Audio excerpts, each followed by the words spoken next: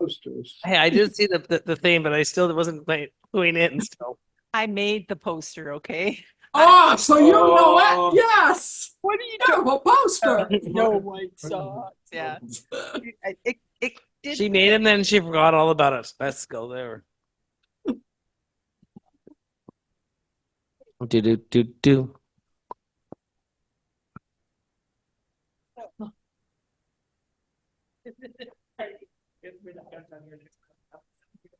The couch? Oh, yeah. No white socks. White socks. No white socks.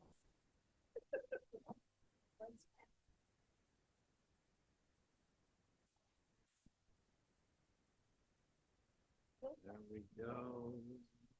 So, There we go. no white socks.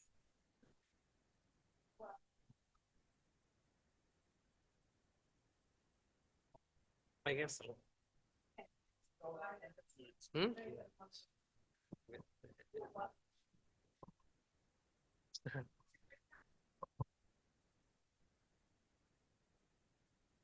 Oh, no. Just think of us. You teach. What do you do at Nirvana? You teach? Yeah. Okay, but you were at Northern College.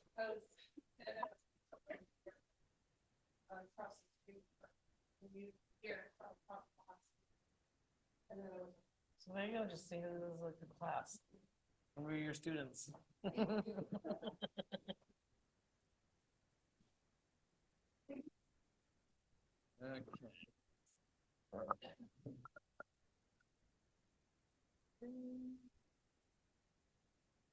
Video. There we go. There you are.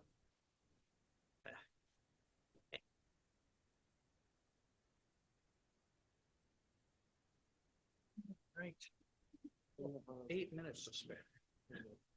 You have to add your camera to the computer. You don't have it built in. I do have it built in, but the quality is crappy. Oh, really? Yeah. So So, just turn it right now. It's there. oh yeah. You know, it's the TV or what it is. No, it's not pretty good. Check, check, check. Yeah. It's funny. Yeah. You need a little more light on you. That's all. There you go. Yeah. A little light won't hurt. Hey, Derek, Jen, how are you? I'm good. Question for you. What's that? Uh-oh. One of the pieces, the piece I was thinking about reading has two voices in it. Now, if I were to send it to you somehow, could you read the other voice? Yeah, I'd be happy to. Absolutely. Yeah. So, okay. Yeah. If you email it to Char, so, what's your info? Yeah, Oh. yeah. To send it to Electric Mermaid at Okay. Electric Mermaid reads at gmail.com. Yes. Yeah. Okay. And then I think it'd be better not to put it on the screen, the poem, just you see it yourself. That makes sense? Yep. That's good by me. Yeah. Perfect. Yeah. So, Char's going to print it out so I can just read it and Fantastic. I'll send it right now. cool. That'll be fun. And is it clear how it's going speaker to speaker?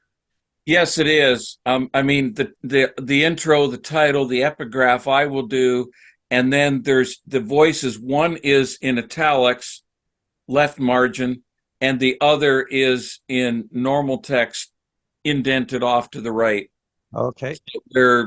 You can't mix them up. Okay. Do you want me to do the normal voice then? I'll tell you. Yeah, you're doing the italicized one. Oh, okay. All right. I'm the interior voice. No, there's a reason for that. It'll become evident when the time comes. Okay. Do I need a Newfie accent for it or anything, or just? No, southwestern Ontario. I think he can do that. He can do that. That's natural. Yeah. To be precise, That's in my blood. Wyndham Township, Ontario. Okay. All right.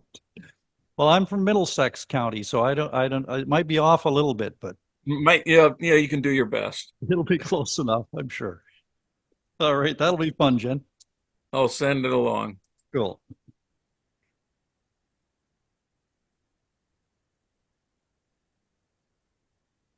How are David and Kathleen this evening? Happy. We're happy. Good, good. Hey. Yeah. Oh. Karl's getting moved here.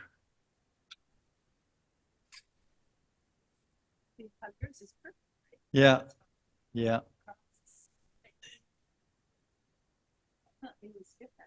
Yeah, maybe if, I don't know, maybe if he had more, let's see what happens if he gets more light on him. Does that cut the glare down in the background? But I'm not sharing my light. No. No. You'll have to pay for that. So anyway, I was going to ask David and Kathleen, are you guys planning another West Coast trip anytime in the near future? It's getting springtime and Yes. Next week, next month. Next Next month. oh, fabulous. They'll be here next Fabulous. month. You're gonna time it with the Mermaid, I hope. Yes, we're live. Yes. Awesome. Yes, absolutely. All right, so April, Yes. end of April. Beautiful. Good. And our latest news is now David and I are even. Now we each have an honorable mention in a contest. Oh, good on you. Meaning Kathy just got hers. All right. What contest, Kathleen?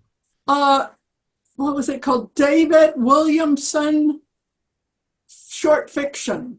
Awesome. It's out of Manitoba. Uh-huh. Oh, even better. Beautiful. So, and the good news of that is that they publish the 7. So the first through third prize and the honorable mentions. So Fabulous. you can be published. Yeah, so there will be a publication. Awesome. Are they making like an anthology, or do they have a regular journal it's in, or? I think it's an anthology. It's because it's called Beyond Boundaries 2. Cool. And they're going to launch it on the 9th of May. Awesome. All right. Well, let us know when copies are available. We'll line up accordingly. And then yes, we'll get it. And then you gotta come back and you gotta autograph it for us. And then we'll have to get you to read the piece. Yeah. We'll wait till May until it comes out, and then you can read it in its entirety. That'll be fabulous. All right. Was this a vegetarian boarding house story? No, actually, it's the one about the railroad bridge. Oh, yes. Oh, yeah. Remember that one forever. Yeah. Absolutely. Yeah. I remember we were all out there with you clinging onto the edge of the bridge while the train went by. Fabulous. Well, that's great. Congratulations on that. Now you guys thank are on you. even turf again. Now you can compete for the next one. Yeah. No pressure, no competition. It's good. You spur each other on like that. Yeah.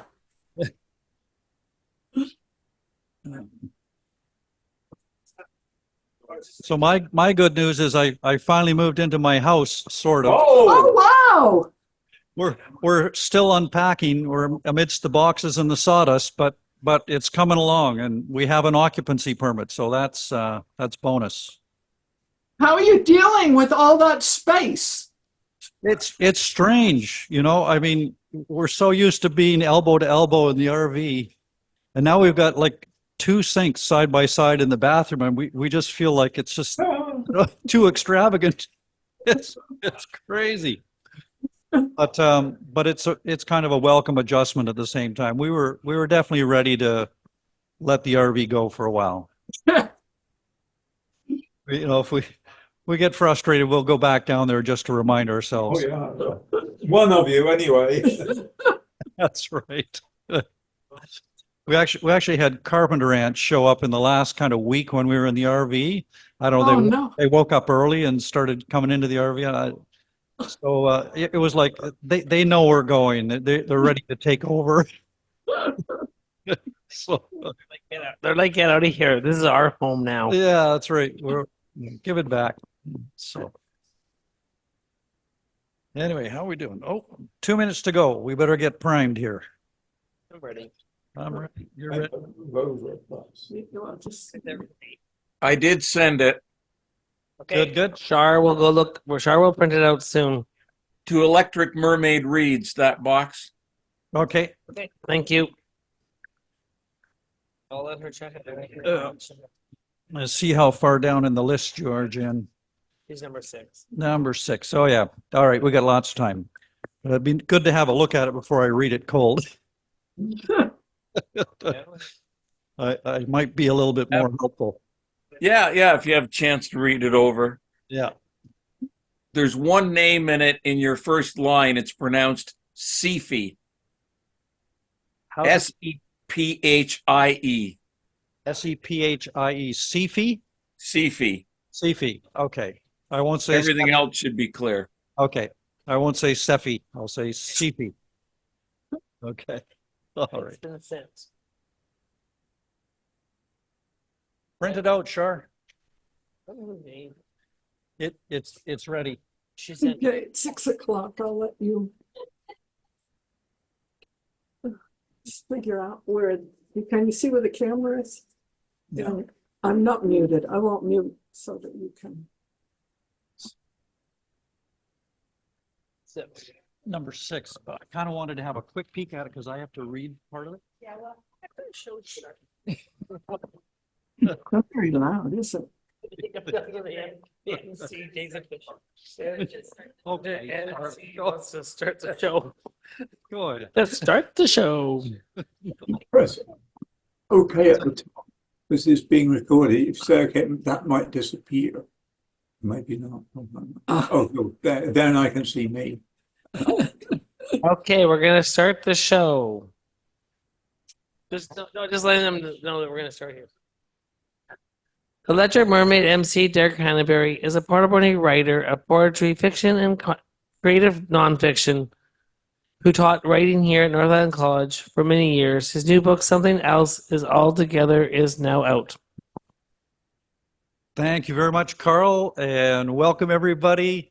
Good to see you all back here for another episode of The Electric Mermaid, partly live here at Char's and also on the Zoom, in the Zoom room, I guess, out there in Zoom land. Zoom room. Yeah, the Zoom room. So we're here in beautiful downtown Port Alberni, on the unceded territory of the Hepetcheseth and Sishat First Nations. Grateful to them for sharing their land with us, and looking forward to the readers here tonight. And people are kind of trickling in Char's, and we've got our featured reader though is here and primed. She's doing calisthenics in the corner, getting warmed up. And Janice Nielsen's here going to share her new book and tell us about her publishing journey with Friesen Press. So we're looking forward to that. And as always, looking forward to hearing your new or old works. We don't care at Electric Mermaid, just so long as you wrote it, you share it, that's all good with us. So we're going to get started right away by thanking Char for opening Char's Landing to this event every month and making it happen on all the different fronts. Thank you, Char. Big round of applause. And of course, always thank you to Karl for being our moderator. He's in a little bit of a haze tonight, but I guarantee you his mind is clear. You just have a little bit of glare happening, but that's all right. He's dealt with worse. We're missing our microphone man tonight, Kyle, but hopefully he's going to make it back next month when he feels a little bit better. And we've got Sheila holding down the fort there, bringing us food and drinks. So I think we'll get through the next couple of hours. So let's get things started. We're going to go onto the Zoom channel first to Gibson's Landing, and David Kipling is waiting in their wings to share another piece of his marvelous fiction with us, I'm sure. Take it away, David. And tell Sheila that bottle of Lafroy, make sure there's a couple of fingers left at the bottom for me for next month, because I'm going to come in and finish it off. Okay. I think she heard that. Sheila? Yeah. Okay, yeah. Char's got it. Yeah. In fact, she'll probably make sure there's an extra bottle backing it up just in case. Yeah. Okay. All right, go ahead, David. Flashlight. For the last 3 weeks, since Mickey Ferris had died, his son Dano had surprised Shirley by going to bed on time and without fuss. Shirley had been dreading tearful negotiations with Dano, but the boy climbed quickly to his bedroom each night and didn't even cling when she came up for a kiss and to turn off the light. Back downstairs, Shirley had barely begun to clatter their supper things in the sink when Dano leapt out of bed for his flashlight and his album from the bookcase. He wrestled his pillow into a ball to support his neck, made a tent with his knees, and illuminated the photograph. On a grey day of wind and rain, Mickey Ferris stuck out his tongue at the camera and grinned, while Dano struggled to hold the umbrella upright over both of them. You could see streaks of raindrops in the air and a runnel of water flailing from the tip of one rib of the umbrella. Dano was shining-eyed and excited to be fighting the rain and wind and protecting his dad, and to be so far out along the sturdy wooden pier, out beyond the berthed fishing boats, out where only sea anglers came to cast their heavy lines far into the rollers. Dano was grinning up at his dad, who was clowning for the camera. Dano supposed that his mum had to have taken the snapshot. Dano searched Mickey's clothes in the photograph for clues. The hat was his dad's usual knitted wool cap, blue. That was still here, on a hook in the doorway downstairs by the back door. It smelled a bit, but not a bad smell. Mickey's heavy rain jacket in the photo had an official name sewn on it. Dano couldn't quite read the word. They didn't have the jacket now. Dano wished it was still somewhere in the house, by the back door with the boots and shoes, but his mum perhaps had stored it somewhere secret or something. Dano saw himself in the photograph at the age of 7. The date was in red ink on the back, March 1998. His dad always looked the same. Dano counted slowly on his fingers, as he did every night. He was 12 this year. From 1998 to today, 2005, that's 1 finger, 2 fingers, 3 fingers, a split nail there, he'd been biting it, 4 fingers, up to 8 fingers. But 1998 was already a year without it being counted. Mum was good at this. She could tell right away whether he had to count a year or whether it was already counted. Dano gave up during arithmetic at school, where the downspouts rattled in the wind and were never fixed, and Mr. Young pinched his earlobe when he got it wrong. Dano shrugged the sheet and blanket better round his head and shoulders and held the flashlight closer to the glossy photograph to make his dad come closer. Beside his dad and Dano and the umbrella, there was something in the air, like a flag or a bird flapping or some loose piece of plastic tumbling in the stormy air. Mostly Dano thought it was a cormorant. He liked seabird names, cormorant, grebe, gannets. Arthur Morton at school said a cormorant was also called a shag and had chanted shag across the playground, and Dano didn't like that. It spoiled this cormorant, if it was one, when he looked at it. Dano thought that if the shape was a bird, it may have been flapping and squawking a warning behind them. Perhaps Dano and his dad had been in danger, but they had come back from that holiday safe and sound. Dano shuddered. His dad had died on an ordinary day, not windy, not rainy, not special, just a Saturday, which was a half day for his dad at work. The library van had parked across the road from their house, and the bus had rumbled by at the usual time, and Dano had been cutting the cheese and pickle for their grilled lunch. His dad always called in to say hello to Auntie Rachel at Blake's garage on Saturday mornings on the way home from work, and before he picked up the papers and the milk from the store to go home. Patel's store was next downhill from the garage, so his dad could kill 2 birds with 1 stone. He always liked killing 2 birds with 1 stone. Since his dad died, the neighbours had looked sort of embarrassed when they dropped by the house. The teachers at school looked shy when Dano had come back to school on the Tuesday after he'd stayed home on the Monday. The teachers and the neighbours acted worried, as if they thought his dad dying was a problem or a nuisance for everyone, and was Dano supposed to say sorry to them? He wasn't sure. The policewoman had knocked at the door that Saturday lunchtime 3 weeks ago. Dano and his mum had been waiting for Mickey to bring the papers and milk and already had the bread and cheese under the grill on low heat.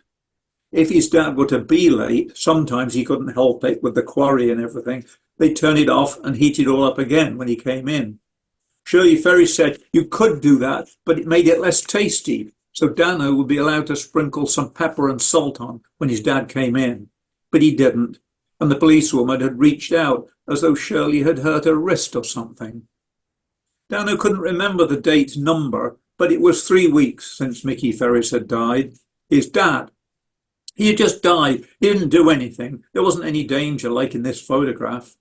His dad had bought the papers and milk and had climbed back into his truck, and then he leaned forward. Mrs. Patel at the shop had told the police, had leaned forward and sort of rolled his face against the steering wheel, and then nothing. His dad wasn't ill and didn't have an accident or anything. The flashlight was dimming. Dano unscrewed the base and slid out the AA batteries. He rubbed their metal ends, the ends with the plus sign, on his pyjama sleeve. By the light coming through the curtains, he saw that the batteries were long life ones. Dano ran his fingertip over the shiny letters of long life, but his visits to the seaside pier were making them run down. Dano pushed the batteries back inside the flashlight and turned it on and then off for the night. Then he watched the room very carefully. The end. Beautiful.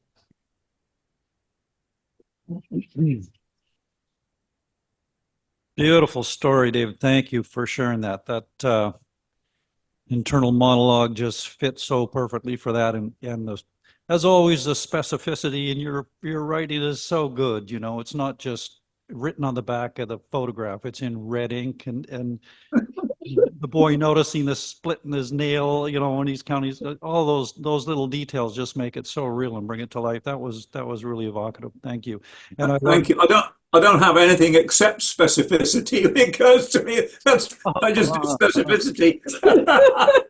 No, I mean it's kind of true. That's what I make the story out of. It's the specificity. Well, and there was a writer in the States that said, you know, if you get the details right, the story will tell itself, and it's all in the specific details. And absolutely, I mean, I don't know, you probably didn't plan that idea that you know, I mean, he's obviously contemplating death and everything else, and here's this battery that's running out of juice, right? And the long life battery. I mean, all that just fits so naturally, and yet subtextually worked at the same time. So anyway, enjoy that very much as always, David. Thank you. Thank you. All right. Okay, we're going to come into the live house here now at Char's, and Victoria was supposed to go, but she didn't make it tonight, and Vicki needs to go early, so she stepped forward and is going to share some prose with us, I believe. So Vicki Drybrough, thank you so much for coming, Vicki, again. Priming us with your words. Where's Kyle when you need him? Thank you. That's great. Char is doing triple or quadruple duty tonight now, I think. Yeah. Thank There you. we go. Oh gosh. All right. This is a little bit different than what I usually read, but anyway, here it is. James Henry. It wasn't that James Henry didn't deserve what he got. He deserved it all right. Just ask Carol Ann in the room next door, or Phyllis, who served in the dining room at mealtime. She made the mistake of moving his plate before he was finished eating. He cursed her aloud, his reedy voice winding up like an electric motor until it ricocheted off the walls and ceiling.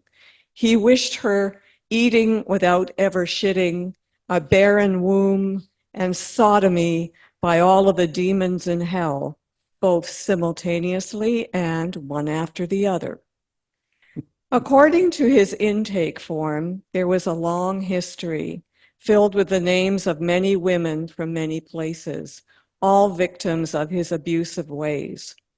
Then there was the daughter, poor creature, stretched to the very limit of endurance. You could see it on her face. Coming in here, hoping to hear her father had had an uneventful night, but you could see the resignation in her eyes, the knowing. that the nurse would tell her a different story.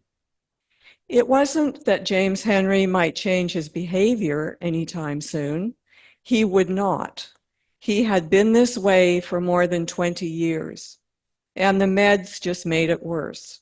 He wasn't completely bound to his wheelchair, although he liked to pretend he was, so the staff would wheel him around, bringing them within grabbing distance as they maneuvered him in and out of his chair. He shuffled next door to Carol Ann's room late one night, where he reached under the covers and groped her while she was sleeping.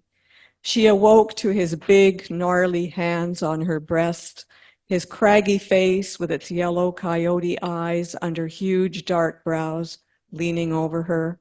She screamed in terror. Her family raised such a stink that administration tried locking his door after lights out. But he shit himself and peed on the floor, so they put a diaper on him, which only led to more grabbing and pinching. When they strapped his arms to the bed, he screamed so loud patients could hear him in the next wing. They tried a libido inhibitor, but it caused a negative reaction with his meds. They moved Carol Ann to a room at the other end of the hall. She insisted they install a deadbolt when he started prowling the hall in his wheelchair, looking for her. Things got serious when they paged me from Wing B to come over and remove him from his chair because none of the female staff would go near him. I looked down at this long, raw-boned old menace and said, "Hello, James Henry. I'm here to help you out of your wheelchair." He focused his pale, deep-socketed eyes on me and cocked his head to one side. "Get on with it then," he said in his wavering, reedy voice. They tried sedating him, but he spit out his pills after the attendant had gone. So I got called to come every evening to give him a shot of benzodiazepine to keep him quiet. I always greeted him the same way. "Hello, James Henry. How are you this evening?" He always responded by baring his tarnished dentures at me. I could see where this was heading. Soon I would be permanently attached to him. I was a fully qualified nurse and had no intention of lowering myself to the position of personal attendant. So it wasn't that James Henry didn't deserve what he got, or that there was a chance of him ever changing his ways. It was that he was having a negative impact on my plans. There was simply no room for him in my day-to-day life. So after his evening shot of benzo, after his breathing had become soft and regular, I placed a pillow over his face and held it tight. It was a bit of a struggle, nothing I couldn't handle. Sometimes you have to take matters into your own hands for everyone's sake. Afterward, I stopped at the nurse's station and chatted with Lorna and Roxanne. And then I headed for the kitchen to see what Chandra had in the way of leftovers, knowing the world was a better, safer place. Thank you, Vicki. That was a juicy, dark story tonight. Yeah, thank you. Thank you. And that's what I love about Vicki's writing. She always plants these things in the first paragraph, right? And all of a sudden, halfway through the story, it kind of rings back through your head and you go, "Oh, that's where this is going." Oh, no. Never fails to disappoint, to not disappoint. Thank you. All right, we're going to start with Janice now with our featured reader. Janice Nielsen, come on up to the microphone, and she's going to share with us her story, not her story, but her book and her publishing journey. And we had some fun with the title before things got started when Really close. Kathy was showing us her socks that definitely weren't white, because the title of Janice's book is, go ahead, tell us the title of your book. The title on my book is "Don't Wear White Socks to the Job Interview." Yeah. And I don't know where the camera is, but okay, closer. maybe when Char gets back to the camera, we'll get you to hold it up and she can zoom in on it. No, Sure. later. Yeah, not, no pressure, Char. Hello, can everyone hear me? How's Yeah. that sound out in Zoomland? All right. Yeah, we have thumbs up out Thumbs in up. Zoomland. And I'm really super excited to be doing this, and thank you everyone for showing up. I just got the book in the mail, from the bookstore, Mobius bookstore yesterday. Thanks to Patrick Deacon, my partner. Close enough? No? Okay.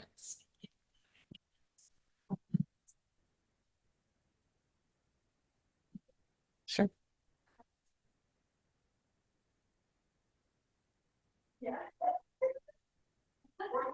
Great. How close? This? close as you can get. That's good. Okay. Yeah, closer the better. Yeah, that's great.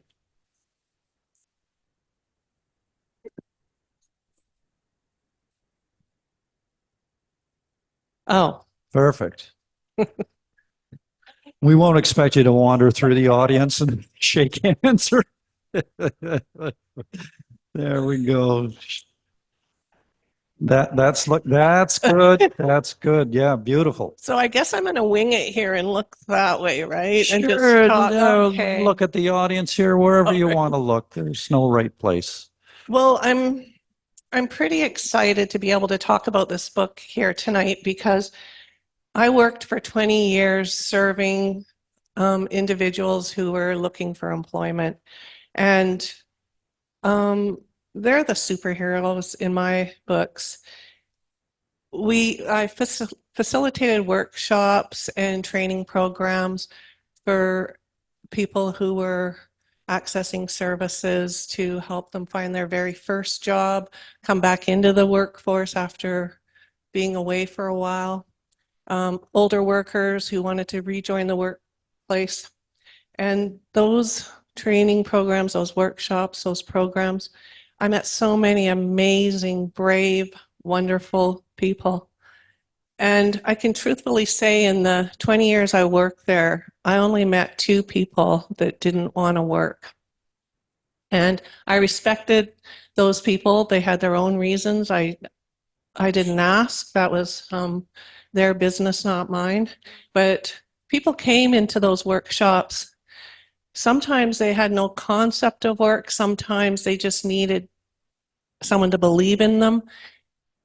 But every single one that walked through those doors, they were shy, nervous, low self-esteem and low confidence. And bringing groups together like that was amazing because they'd start to support each other in that journey. And what I wanted to do with Don't Wear White Socks was to put together everything that went on in my office and in those workshops and training programs and make it available to people out there that don't get access to those programs and don't have that support. I see the book as a companion for anybody on the job search. Talk to the audience. Okay, you moved. Okay, hi. That's better. So I wrote this book as a companion for people who are looking for employment on that journey to find that job, get back into the workforce. And words are super powerful and books are super powerful. And I'm really happy to be part of this book event that I had no idea was actually going on. So I'm really excited to learn about that. I've read all my life. I've read fiction and textbooks and personal development books, self-help books. And those personal development and self-help books really, really helped me on my journey.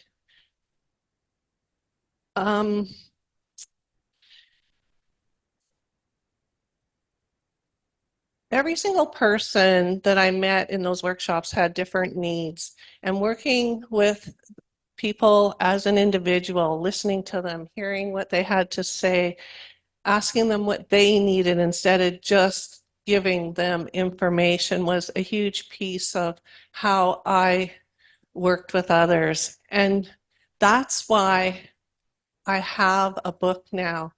because they taught me so much about how to actually support people. You can go to school, you can go to groups, you can go to classrooms, and you can take in information, but if you don't get to share what you need or how you need to learn, it becomes just someone giving you what everybody else has. And I'm a really, really big believer in equity instead of equality, because we can say everybody got a chance to go to a workshop, but did everybody get what they needed from that workshop? Was their learning style honored? Did they get the information that they actually thought they were coming for? And that takes a lot of time and a lot of hours for them to invest in and for people that are helping others. And I did a little equity example because it is something that I don't think we do as well as we could. And the example is, people sometimes need glasses to magnify reading. So we say, we'll give everybody reading glasses. But really, those reading glasses are only going to help people that need some magnifying. Well, what equity is taking everybody and giving them a prescription that suits the needs for their own vision. And that's what I think working with individuals and listening to them can give them. I know I'm supposed to read a piece of the book, but it really isn't a storybook. I can maybe read the table of contents out and give you an idea of what might be found in the book. Is that okay? Sure, that'll give us a good flavor. Yeah. Sure. So I start with a chunk on getting started and starting the job search journey. And again, back to working with individuals and believing in them. The first tip is believing in yourself. And then I talk a little bit in the second tip about facing fears, like coming here tonight and doing this event. So I had to read my book when it came yesterday. Telling people that yes, you can. If you want to, you can. And having people believe in you and tell you that is the most amazing thing. I talk about failure because failure is the most important thing in our life. If we're failing, we're trying. If we're not failing, then we're not going to learn. We're not going to move forward. So failure is our friend. Failure is part of success. Get a support team in place. No one does things alone. The wealthy out there, they have people in their life. So support teams are so important. And then practice gratitude. Gratitude is really important. If we're grateful for what we have, we start our days happy. Derek, you're going to have to tell me when I need to time-wise. Thank you. I move into a chunk on health, grooming, and hygiene because it's important to have the courage to sit down with someone and say, hey, guess what one of the things that is getting in the way is? And then talk to them respectfully and help them, adopt new habits. Talk about smiling. Smile at people. Say hi to them. It makes your day and it certainly makes their day. There's a little bit in here about substance use and abuse and getting help. Help's out there, and I hope that anybody that needs it can get it. You have to read the book about the black socks. I'm not going to go into that one, but there is a tip on that. Is there a chapter on sweatpants too? There is. Well, kind of. Don't worry. Pajamas. Then I talk about the different skills and abilities that you can market and get into people skills because those are the most important. Employers will hire you if you have people skills because they know that they can teach you the hard skills, how to run a cash register, how to serve a table, how to use the dishwasher. So in there is skills and abilities chunk. I'm going to move on quickly. Then I tell people, get serious about life. Don't sit around and waste it, because time passes and there is a place you get to where you turn around and you go, wow, where'd it go? So start right away when you're young. Get out there. Then I get into the job search. There's job search tools in the book. Your resume, cover letters, networking, introducing yourself, 30-second pitch, which I didn't do here. Talk about job search journal, career portfolio. Then I get into the job interview in the next part, and how important it is to research the company. Make sure you eat before the job interview. That's in my book, because there's nothing worse than getting to a job interview and your stomach starts acting up and growling, right? And people don't think about this stuff sometimes. They're nervous, they're worried about what they're going to do or say. They're practicing their interview questions. I get into employment then. Your job's not over. Once you get the job, there's things you need to put into place so you don't stumble around the first couple of weeks or the first month at work. And then there's a little bit on some extra advice in there that I wanted to give, stuff that I believe in. And one of them is career planning. The back of the book has some examples in it of interviews and a few stories that are bits and pieces of different things that went on in my workshop or in my office, just to kind of back up the learning. And inside the book, I've left a little bit of room for people to write some notes or answer some questions, so it's a bit interactive. My hope for the book is that it gets to the people that can benefit from it, that need it, maybe don't even know they need it yet. I want to get it into agencies and different organizations that help people. I think when we have a job, we have security, we have hope, we have a way to look after ourselves. So crucial, and yeah, such a valuable service I think this book could provide to people, absolutely. And no one better qualified than you, Janice. I apologize for my poor introduction there, but I should have said I know several women in this town. I won't mention any names, but who went through your classes at N.A.V, and they just raved about how much help you were to them, and how you set them on to a path and gave them the confidence to get out there and do it. And yeah, so yeah, kudos to you for writing this kind of manual that yeah. So I mean, it'll help older people, but also I know my 24-year-old daughter is going to get a copy of this for her birthday. Oh, awesome, Derek. Just like, yeah. Thank you, Derek. And I just wanted to say that as one of your students, it was one of the best classes I had. And when you would read Heart of Darkness for us instead of us having to read it at home, it was amazing because you brought that book alive. Thank you. And really hard to read without you. Oh, thank you. Thank you so much. Could you maybe just share a little bit about your publishing journey with us? Because I know there are writers out in the audience there who entertained the thought of self-publishing, and you did go through Friesen Press they're in Victoria, I believe they're based, right? Well, they're actually, and that's when I saw the company years ago, but they're actually virtual now too. So yeah. But my publishing specialist did live in Victoria, actually. I worked with the publishing specialist over the telephone and email. So that's the common way to do it now, which is great. Where a lot of us are virtual in our work now. Mm-hmm.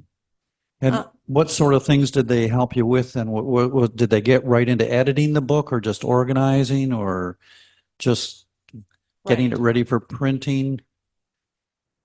So I finally finished this manuscript, and I decided I was going to use Friesen Press. It was a familiar name, and I remember the building a long time ago.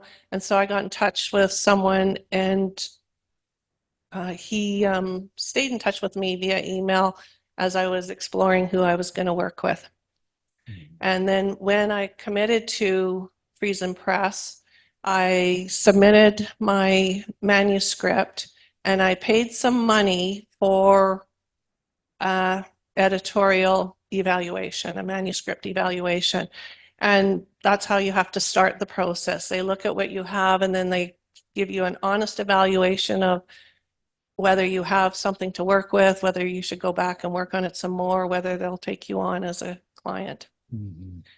And for the evaluation, an 8-page evaluation came back, and they sort of analyzed my writing, asked me a few questions about what I was trying to, prior to looking at what I was trying to accomplish, and the feedback was positive, so I knew I was going to move on. Good. Once I committed to the company, then I was assigned the publishing specialist, and she was assigned to me because it was her area of interest. I visualized the publishing journey as, here's a manuscript, you're going to make a book out of it, and I'm going to like what it looks like. But that's not what happens when you self-publish. I had to continue to edit as they were sending pieces of the book back and forth.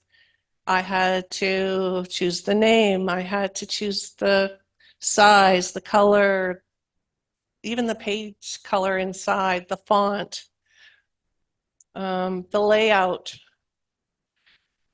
And all of that took back and forth through email. They have a dashboard and a secure site, and they give you some on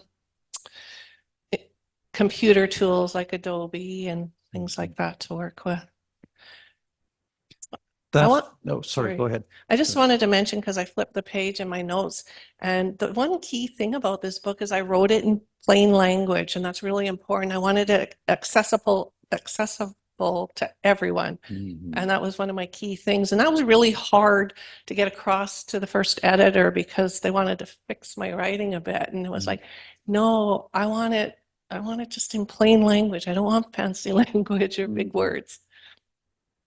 It's hard to sometimes describe complex concepts in plain language. Mhm. So Friesen Press took information about me. They wrote a draft of the back of the cover of the book, and then I edited it to suit what I wanted on the book. My daughter took the author picture, and then we submitted that. Anytime you publish a book, if you use anything outside of your own thoughts or ideas, you need to credit or make sure that you get permission to use it. Really key.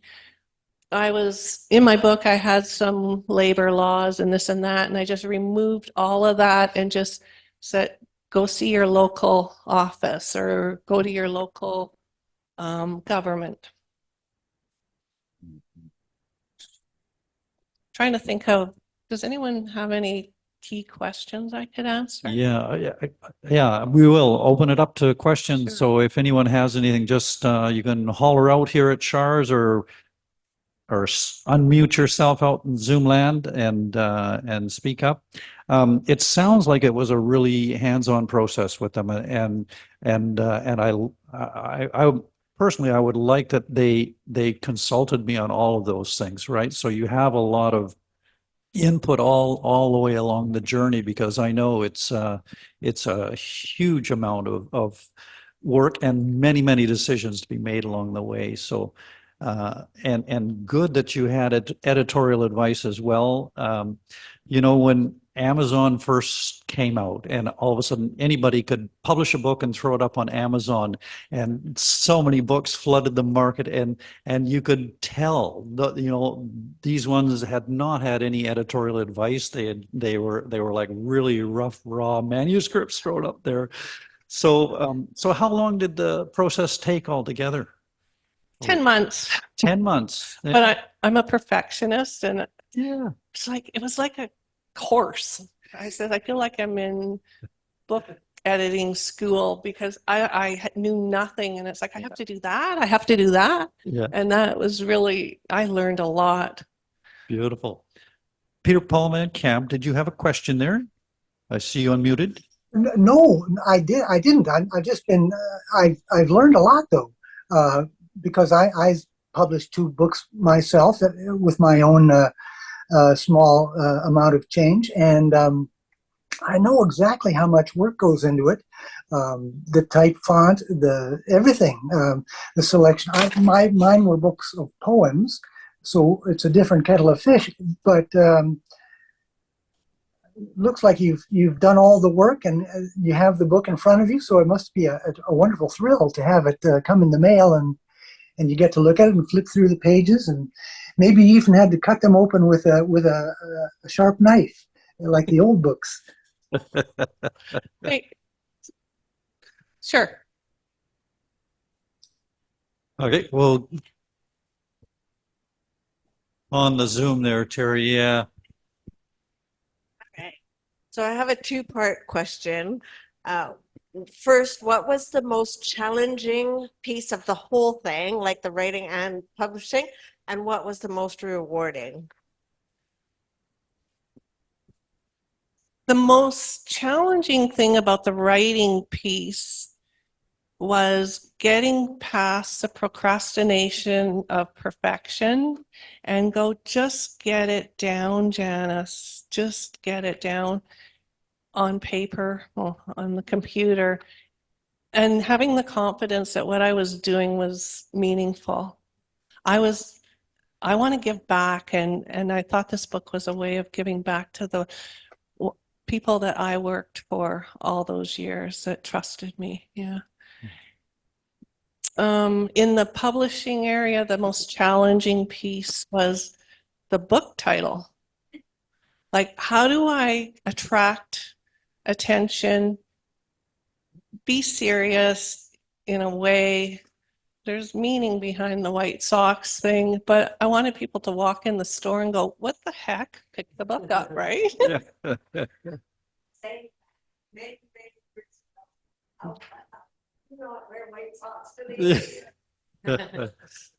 And it actually, okay, I'll share something. It actually happened in one workshop. I was having a back and forth with a participant who was like, no way, that is not a thing. And long story short, in that person's interview, it was a thing. And he came back and he had worn the black socks, and he was asked, show me your socks. True story. No way. And he got the job. And there's a reason for all of this. Oh, my And goodness. Terry, one of the things that we did in one of our staff meetings was set goals one year, and I was going to write a book. And if I say I'm going to do something, it's really hard for me not to do it. So I was like, shoot, I got a book to write now. Right? Yes. Beautiful. Yes. Yeah. Most rewarding.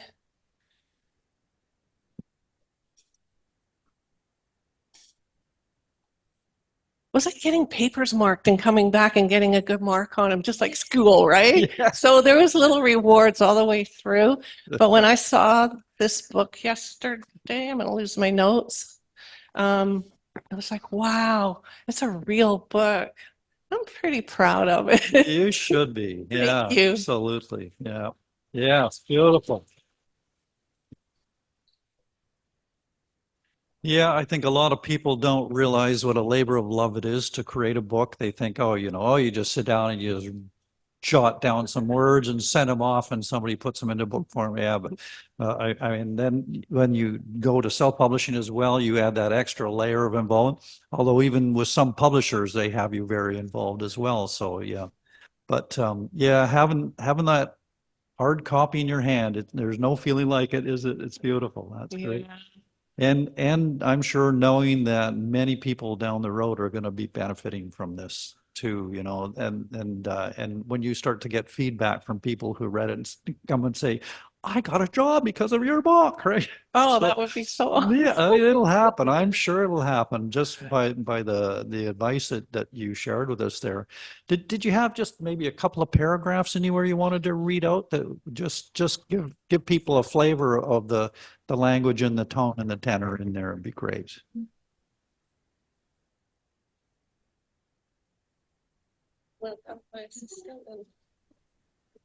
Thank you. No, I don't need them. Thanks. Sorry for.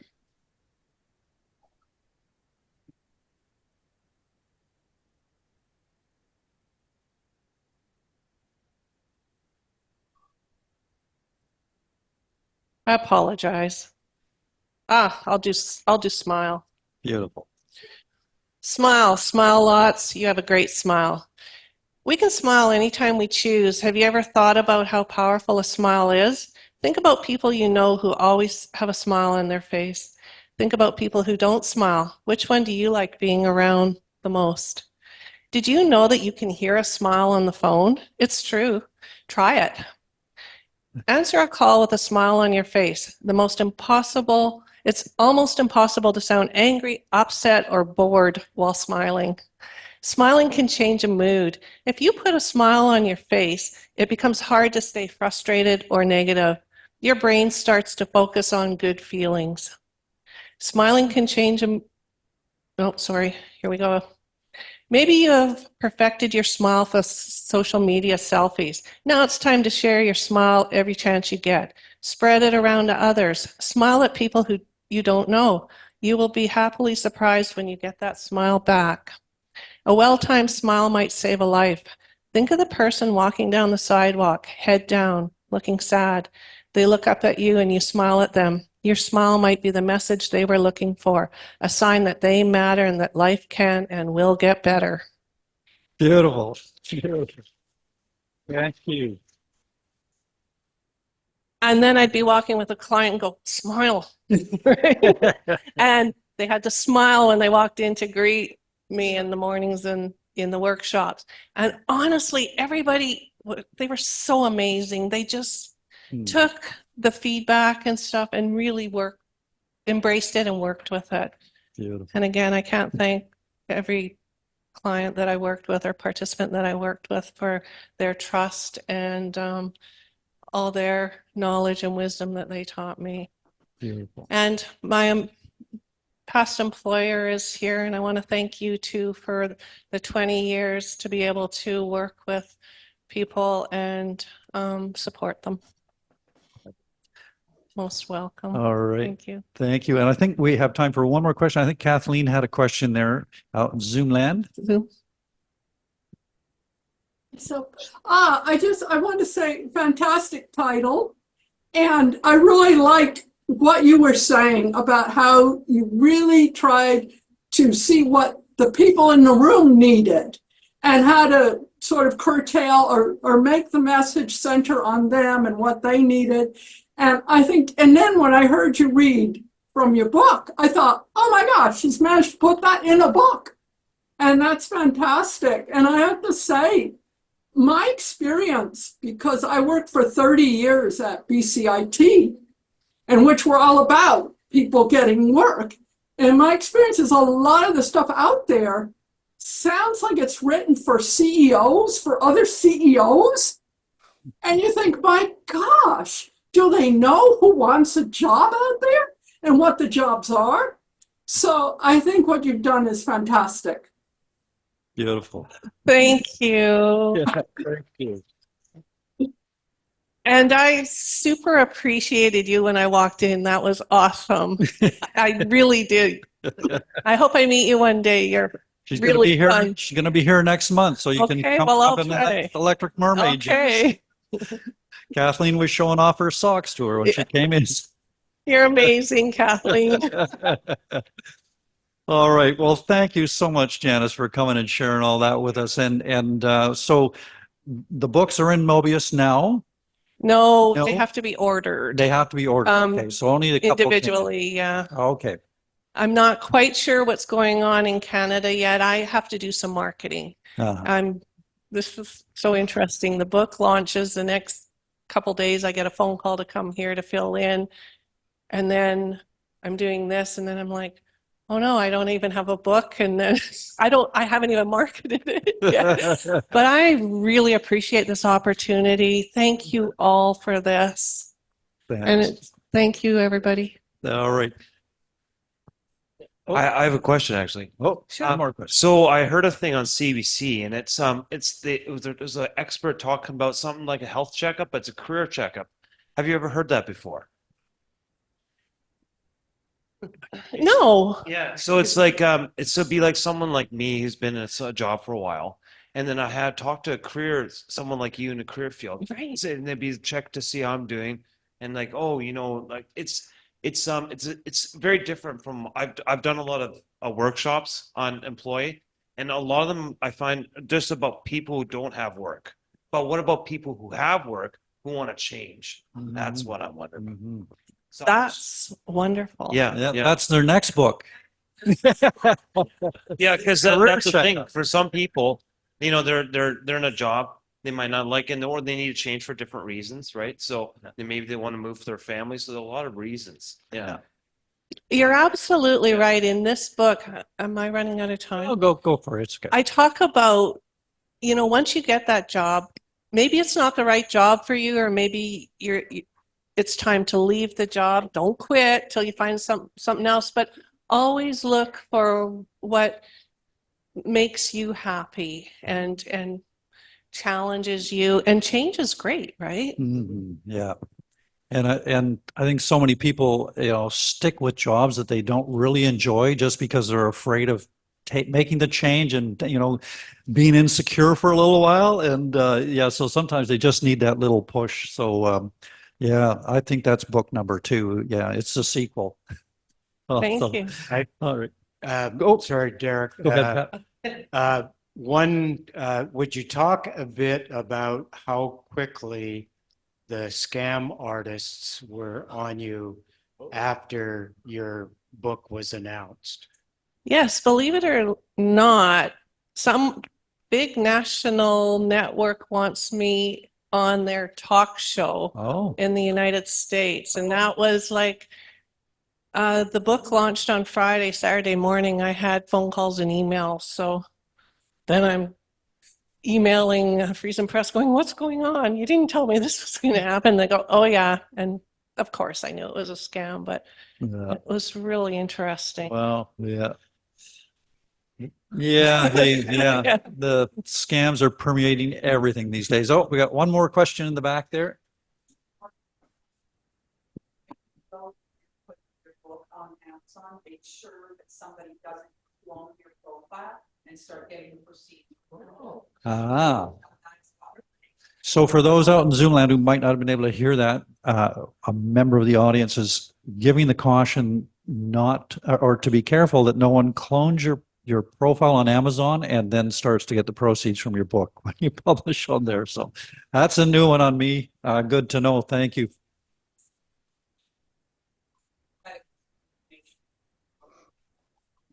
Wow. Horrible. Yeah. Oh, thank you for that information. Yeah. I have a distributor through Friesen Press, and they use Ingram. Yeah. Okay, I will keep my eyes open. And If your sales seem weird, and you think that there should be more sales based on the reviews that you have, that's a trigger that you should be like, something is not right. wow. Mm-hmm. Thank you for that. So the advice from the audience there again for Zoomland was to keep an eye on the reviews. So if you're getting a whole bunch of reviews, but there's not a lot of sales, people are buying your book somewhere else, right? So, yeah. Yeah. So good advice. Thank you for sharing your hard experience. And I'm sorry to hear about that, but anyway. All right, we should wind up and move on, I guess now. But Janice, thank you so much. That's been really informative. Thank you. And is it safe to say you'll hang around after we're done tonight if people want to chat? And Absolutely. all right, good. And maybe we'll get an email address or something that Karl can put in the chat for the people in Zoomland, so they can get in touch to find out how to get a book later. Sure, Carl, I have a flyer here and I just Perfect. started a Gmail. All right. Yeah, that would be great. No, that's my personal one and Yeah. Yeah. All right. sure. And I'm okay with people using my personal one too. Okay, great. Thank you so much, Janice. All right. Yeah, I think she's in training. Yeah. I don't know if I should share this story out of school or not, but when Janice was a student of mine, I remember her sharing a story of coming home from school because she was a single mom at the time and being so exhausted she couldn't get out of the car. And her children coming out and getting her saying, "It's okay, Mom, come on." So there's your daughter here now, and I'm sure she's so proud of her. She probably doesn't remember that at all. No, but yeah, yeah. All right, so we're going to go back out to Zoomland now, and Peter Paul Van Camp is going to share some more of his rhyming poetry with us, and possibly some more bicycle poems. I know you. Nope, you completed the cycle. You're on to the next cycle. Very nicely nicely stated. Yeah, I'm done with that for now, but something Janice said plays right into my hands this evening. She was talking about writing in plain language. Now, I'm going to take you on a trip with me back to my hometown of Coshocton, Ohio, and it's the 1969-70 theatrical season, and the Coshocton High School Players. Now, I was not an actor in this group. I was a stagehand, and I worked the curtain, so I was attending all of the rehearsals. And the piece I'm going to read for you now is a monologue called "That Boy Hamlet is Talking to Himself." And here's how it came to be written. There was a fellow named Claude Keyes who was playing Hamlet in a couple of the scenes. Now, this was a compendium of Shakespearean scenes, big scenes from great plays by the Bard called The Worlds of Shakespeare. And so Claude was having the dickens of a time getting through his lines because he didn't understand them. Besides which, all of us back in the middle of Ohio there had these Buckeye yokelly accents, and so we just didn't sound convincing when we spoke our lines. So what I did was I translated the famous Hamlet Act 3, Scene 1 soliloquy that everyone knows into the Buckeye patois, if you will. And later on, I bookended it because I'd invented a little boy named, well, he would have been about my age, a high schooler, named Billy Shakespeare, who lived in town to make, so this would all make sense when you hear it. So here we go. That boy Hamlet is talking to himself. Billy Shakespeare knocked on our door this morning. He wanted to play catch. Ma told him I was out, but she offered him a cookie. She just womped up a batch, chocolate chip. Billy sat in our kitchen and drank his milk. He told Ma he was working on a play. What about? Ma asked. Not sure yet, he answered. The usual stuff, but here's the part I have my main character say when he's all on his lonesome. He goes, "Well, I'll be, or hang it all, I'll not be. Gosh, there you've got me now. Let's see. That's a poser. To let things slide or put up dukes and stem the tide. To die. To sleep. Did I say sleep? I mean for keeps. A sleep that's deep, that no alarm can bust with beep and roust us from our frowsy heap. Jeepers, how the folks would weep. To die. Just lie there prone till kingdom come and dream, perhaps. Now hold the phone, there's the catch. What kind of dreams are those dispatched? Those who've shucked the husk, in fact, having once or by the batch, while this livelong nap they snatch. We dasn't watch. Suppose that's why we put up with so much that we would sooner skip. Winter's grip, faucets drip, trousers rip, that neighbor snip who gives us lip, when we might down in well take dip. Or jump ship. Say, who would grunt and so perspire but for the dread of upshot dire that might fall out should he expire? Keeps him on deck, pacing, facing seasickness he's come to know rather than what lurks below. Thus do we neither sink nor sail, but stand and stare across the rail. cheese it. Oh, here comes Abigail. Oh, unless I misheard Uncle Yule, our Aggie's going to convent school. Now, Billy said, that's about all I got so far. Maybe fix up the names of them two at the end. Now that, Ma said, that all sounds very interesting. You keep at it, said Billy. I will. Can I snag another cookie? Help yourself, Ma said, and she passed a plate, and she watched while Billy Shakespeare ate. Here's my old high school sweater, by the way, the C. You know, you get a C for being an athlete or something. I was secretary treasurer of the composting club. That's how I earned my letter. Anyway, nice to talk to you again, and looking forward to hearing everyone else. Thank you, Peter. Well, that was fabulous. You've got the C. You're the captain of our club, I think, and I'm sure Willie the Shake was applauding from his grave. Or something, maybe rolling over to get more comfortable. That was beautiful. Thank you so much. Appreciate it. We're going to come back in-house now, and I've got N.A.V. Victory is going to share some work with us here. Here we go. Come on up. Take your place at the microphone. Hey, thank you. Thank you. How are you doing tonight? I'm doing well. Good. Doing good. Good to be here. Thank Yeah, you. good to have you. Oh, yeah. Oh, yeah.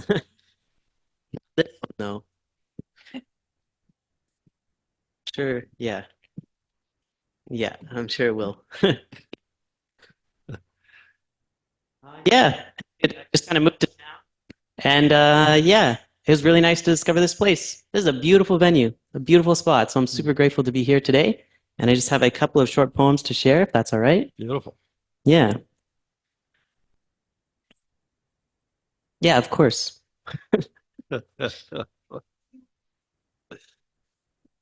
We'll see. Can everybody hear out there in Zoomland okay?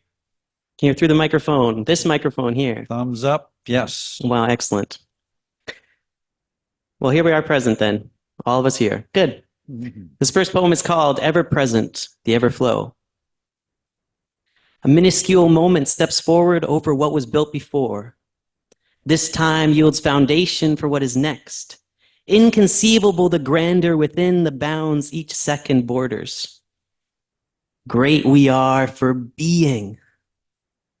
Let potential transfer through glimpses uniquely offered, each individual holding calm, breath, and keen sense, head above water, contentedly out of control. Thank you. Beautiful. Wow.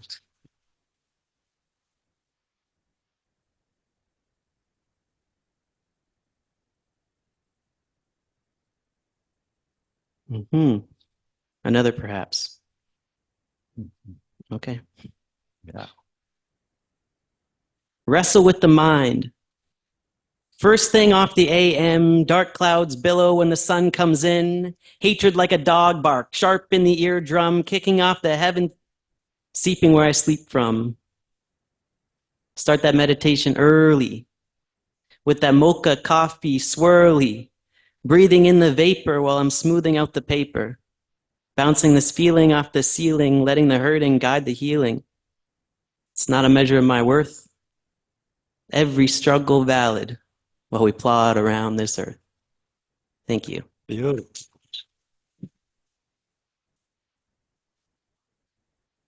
We got time for one more at least, if you've got another one you want to share. Yeah, I'd love to. I'd love Yeah, to.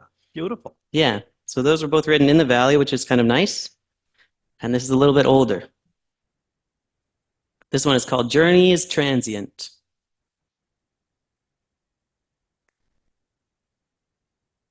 Sitting in a sunspot, gathering my thought. The same stem that gives a leaf life, the same stem that lets it drop. Looking inward to conquer myself. Put the dukes up, knuckle soups up, finding no one there who wants to fight. Finding no one there who wants to fight. It's peace inside a Pontiac. Drive past all the riffraff. Carry on wherever you come from. Carry on wherever you come from. Thank you. Yeah. Nice Hey, great. poetry, man. Thank you. And you deliver it beautifully. Really, really good delivery, and it adds so much to it. Some really memorable lines there that I think I'll carry home Good. with me tonight. Like, contentedly out of control. I love Flowing. Good. throwing those contrasts together, and it just takes us in there. So beautiful. Yeah, Please come great. back So and glad. share some more, man. Yeah, We're- super grateful to be here and you're to listen more for whatever everybody else has to share. Great. Great. Thank you. Thank you.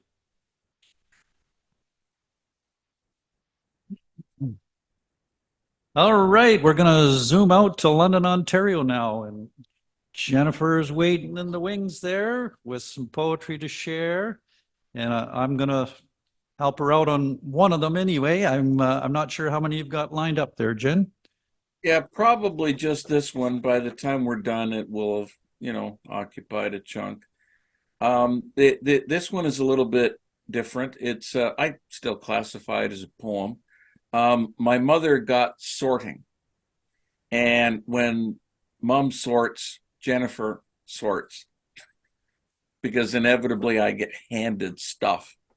And the piece here resulted from one of those items that I came across in looking through things, and it caught my eye, and I looked at it, and I thought, I think there's something that I should do with this.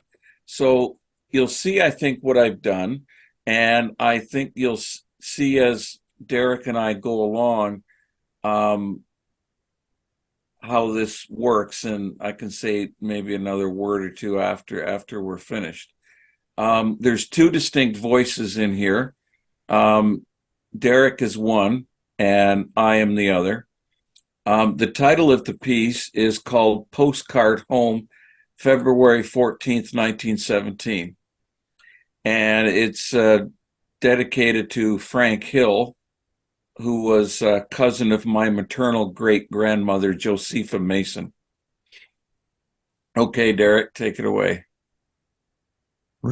Dear cousin Sifi, Francis William Hill, known to everyone and in many records as Frank, received your welcome letter a few days ago. born Wyndham Township, Ontario, August 14th, 1890. Was pleased to hear from you all. Marital status, single. Occupation, farmer. Was very sorry to hear of Becca being so bad. Height, 5 feet 4 1/4 inches. Well, I'm still in England. Complexion, fair. Eyes, blue. Hair, light brown. Marks, operation scar hernia, operation scar appendix. But I don't think it will be for long.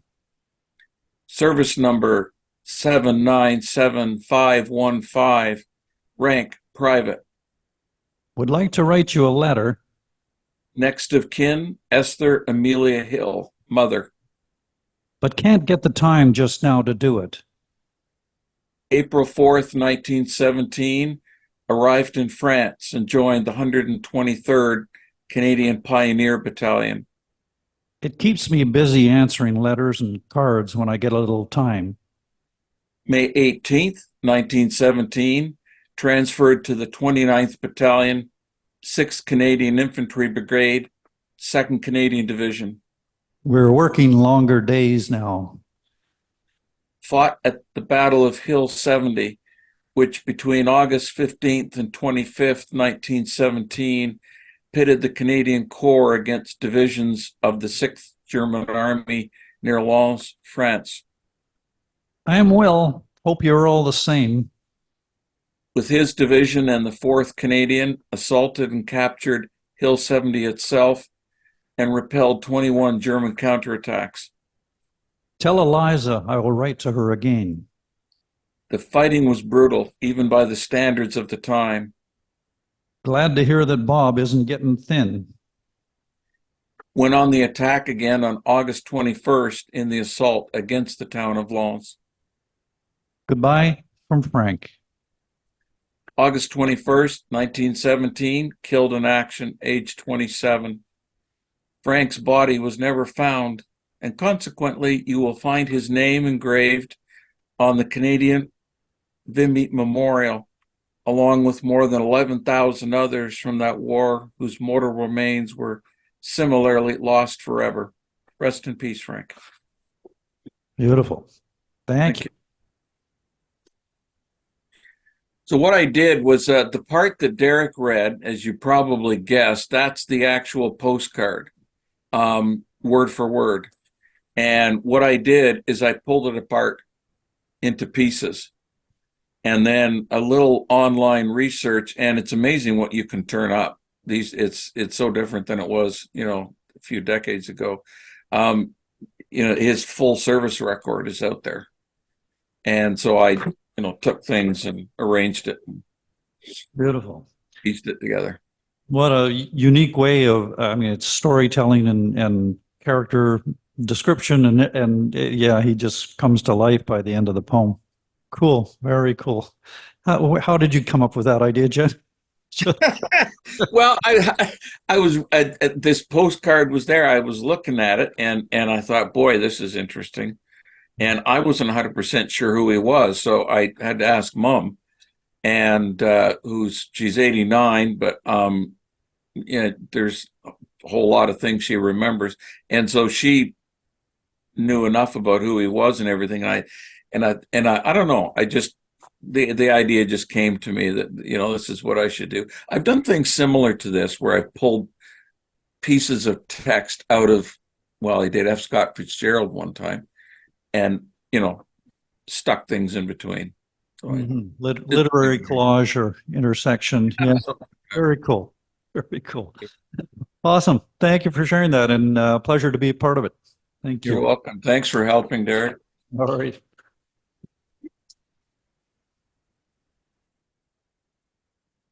All right. I think we're coming back into Char's Landing Live now, and Karen Poirier is going to share some poetry with us.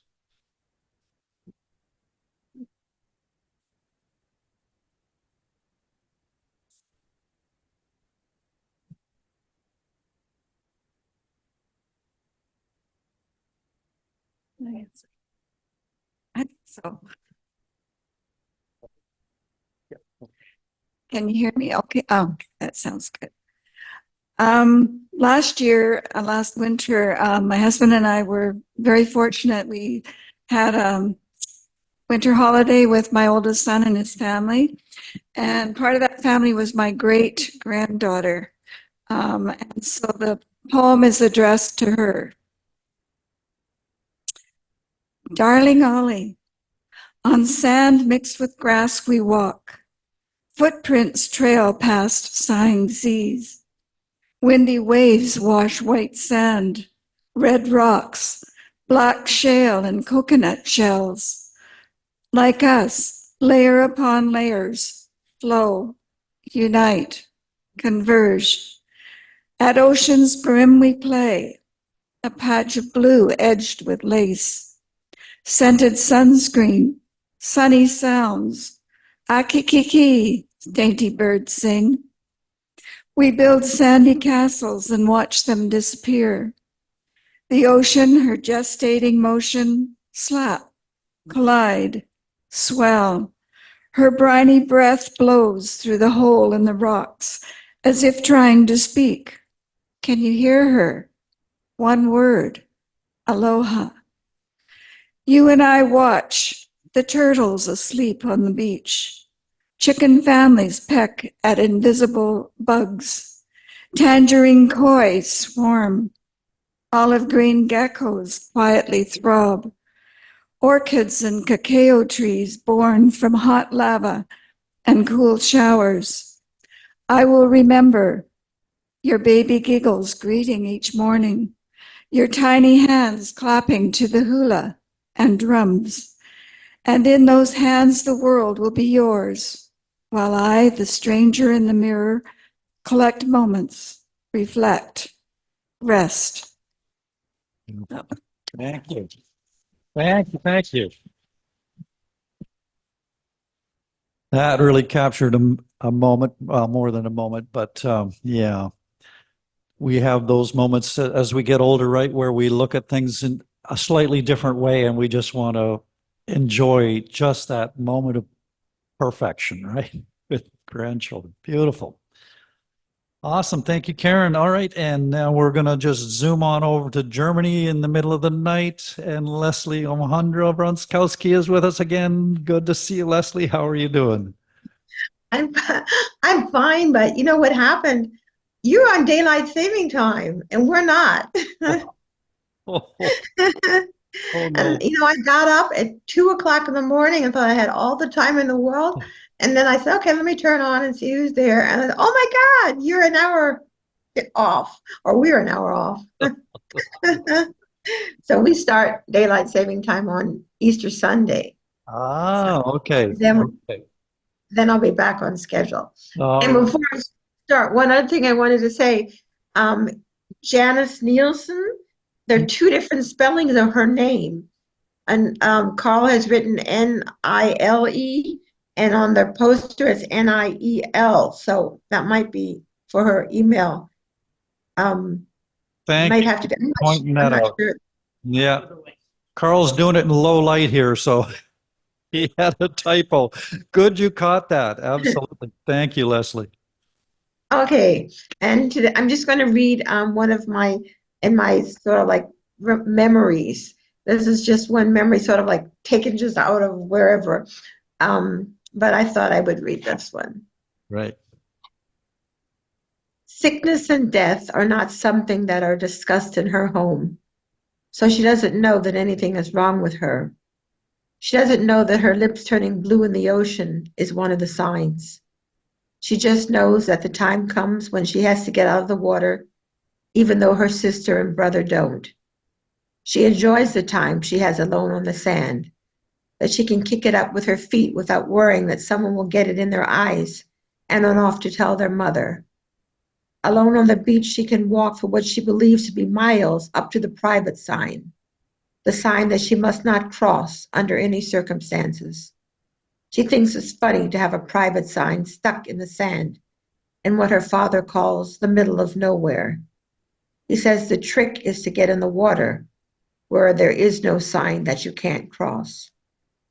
So when everyone else is still in the water, the sign on the beach is her goal. Watching the woman on the green towel, she places her toe on the other side of the sign into the forbidden place and waits for the explosion or whatever else happens when you break the law. All she hears is her mother's gentle voice calling her back. Her parents have known since her birth. The first doctor at Gallinger's who checks the baby becomes so serious from one second to the next that it is obvious that something has to be wrong. He calls his colleagues over, but his expression doesn't change. Her mother doesn't believe it, insisting upon being transferred to Friedman's Hospital, where her own doctor can have a look at the baby. It isn't, she explains, that she questions the care or expertise she is getting at Gallinger's, but there are no colored doctors at Gallinger's. She doesn't feel comfortable lying on a segregated ward with a bunch of poor colored women and some lily white doctor in charge. My child is not staying here, she says. Unfortunately, it is too late to go anywhere else. Now, here in this hospital, she feels afraid for the first time. She does not know why she's here, does not understand her mother's words that are meant to comfort her. She's terrified. She lies in bed, clutching the doll her mother gave her to keep her company. It's one of those baby dolls whose head turns when you wind her up in the back. She lies naked in the bed, with one man's hand on her thigh, while the other man draws blood. She is ashamed of the cold men looking at her nakedness, touching her naked body with their cold hands. They don't look her in the eye. They don't speak to her. They move to the foot of the bed and comment to each other that she has long toes. She closes her eyes to shut out the faces, to shut out her own nakedness. When she opens them again, they have left the room, leaving her shaking and unprotected. Wow. So, thank you. That was it. Beautiful. Thank you. That really captured that feeling of alienation and isolation and, yeah, feeling like I don't know, an unobserved slab of meat in the hospital. Wow. And I might add, the reason my mother was so unhappy in the hospital, I was born in a car. Because the hospital where my mother was allowed to go was too far away from me. And so when I was just born in the car, so they had to take her to the hospital for the poor, which accepted everybody. And my mother was so unhappy. My father would say she just hated it and wanted to go get out. But we had to stay in this hospital because, you can't just leave the hospital once you've had a baby in the car and they take you there. Wow. Wow. Beautiful. Amazing story. Thank you for sharing that, Leslie. Okay. All right. And so enjoy your daylight savings time when it arrives. Not far off. Actually, there's a lot of talk over here. I don't know about in Germany, but a lot of talk about just scuttling it and just not having it anymore. So Well, people here hate it, but they don't plan to change it. no, okay. Yeah. We're waiting for the United States to all agree and put it through Congress, I think, and then we'll do it. But yeah. But anyway, okay. Thank you. And we're going to come. No, actually, we're going to stay on in Zoomland, and Kathleen is going to be up next. We didn't tell her, but yeah, we just like to catch you off guard, Kathleen. You know. Yeah. Oh my gosh, I think I found that. All right. It's my fault actually because Victoria didn't come and I should have given you the heads up, but No, that's good. That's good. Heather, Harry, and Little Bloom discussed the case in the taxi as they were driven to their last interview. Heather and Harry knew that disappointed love could be a powerful motive for revenge, which could lead to murder and would make Ruth Gallows a suspect. In the cab, they asked Little Bloom what they thought of Ruth Gallows in relation to Laura Bannister. You remember in school when we had to take that big standardized test? Well, later, the teacher just piled the marked papers on the top of her desk, right there for all the kids to see. And when the teacher was in the back of the room helping someone else, I noticed that my paper was on top. Not only did I have the highest score, but looking through the other papers quickly, I noticed that it was way higher than anyone else's. So I hid the paper in the middle of the pile so no other kid could see it. I mean, it wasn't my fault, and it wasn't the other kid's fault. It was the fault of that stupid test and the people that decided we had to take it. But we couldn't do anything about that, and the other kids were sure to take their anger out at the test, out on me. Harry screwed up his face in a combination of pain and puzzlement. I never did well on tests. I just couldn't figure out what they wanted. I would have been so happy to have the highest mark. I would have paraded around the room holding my paper up for everyone to see. But that never happened. Instead, I was always the kid hanging his head in shame for having the lowest mark. I hated school. I'm so glad it's not the same for you, Lil. Heather hugged Lil Bloom. I'm glad you did well too, but I understand school is not all sunshine and roses, even for good students like you.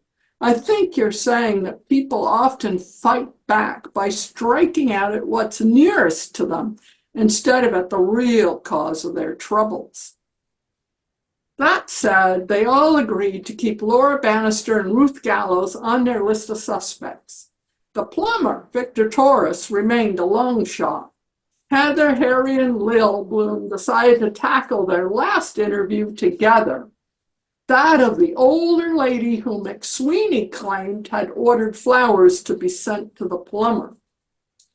The cab took them to a large, old, weathered green Victorian house with scalloped gingerbread siding, turrets, and on the highest of its many roofs, a copper weather vane eagle that shone in the sun and appeared to be about to take off into the blue sky in the direction of the wind. The house, which was situated on a large wooded property, was across the main road from the development. Lil reached up to rap the ring on the brass lion knocker against the heavy oak door.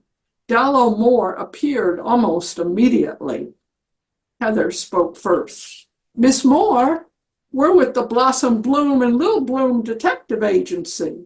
We'd like to ask you a few questions about an order of flowers you had complained about to the late Mr. Liam McSweeney of McSweeney Florists.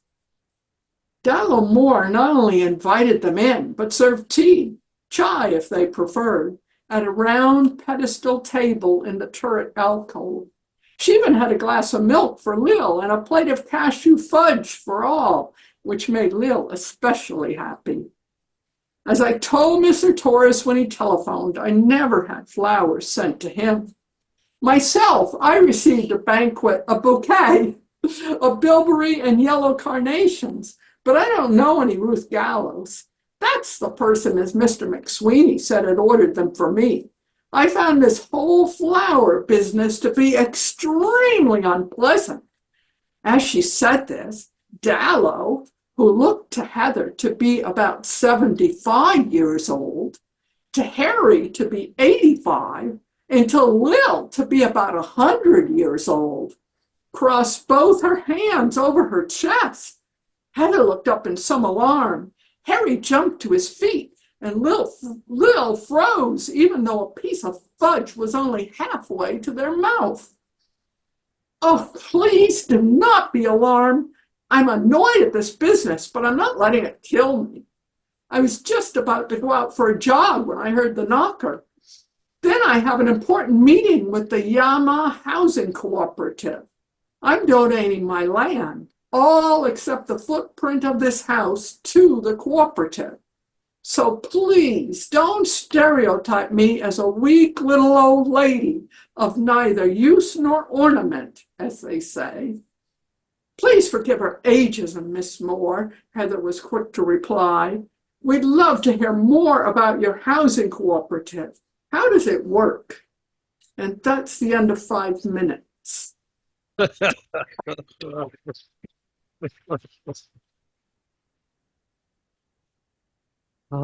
have to wait till next month to hear another installment. It's like it's like those radio serials they used to do. You leave you hanging. No, I can't wait to kill them all off. Beautiful. Thank you. I love that line about neither use nor ornament. Is that an actual saying, Kathleen, or did you? Yeah, that's actually my friend from Newfoundland. She said to me when I gave her a copy of that, and because I give her a copy to check the flowers business, and she said to me, gee, I haven't heard that since Newfoundland. So yeah, it's an old saying. Very, very good. A precious one at that. All right. Thank you, Kathleen. We'll look forward to seeing you and David here live at Char's next month to share some more. I look forward to being live. Alive, live. Alive, yes. And wear your socks, eh? Bring those socks again. We're going to be checking them out. There they are. All right.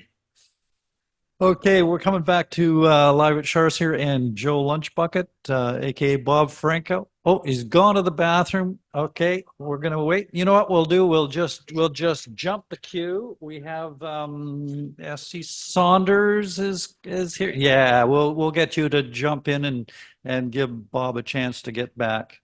We'd hate to rush him out of the bathroom at his age. I'm actually doing a small piece. I started writing Oh, yeah, yeah. I'm just going to tell you about it, and then you got all the time in the world to do what you need to do. Sure, just get close to that microphone so the Zoomers can hear you there out there. Sure. Yeah.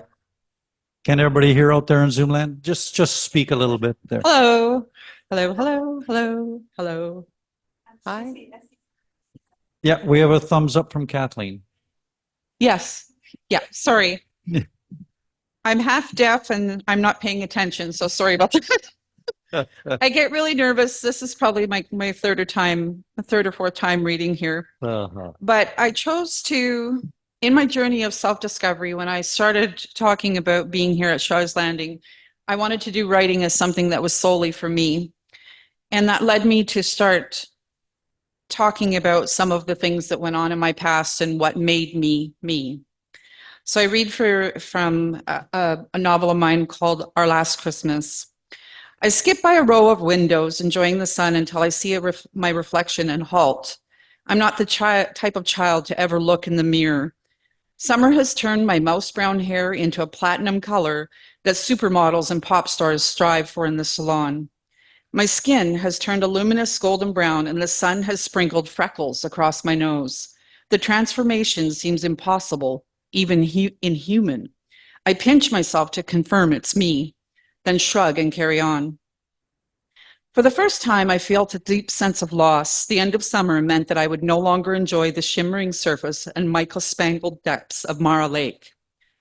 Melancholy steals my happiness. 45 years later, vivid reflections of floating serenely, face up, eyes shut, cradled by the boundless embrace of the water and sky, are a treasured refuge, a lifeline to former days.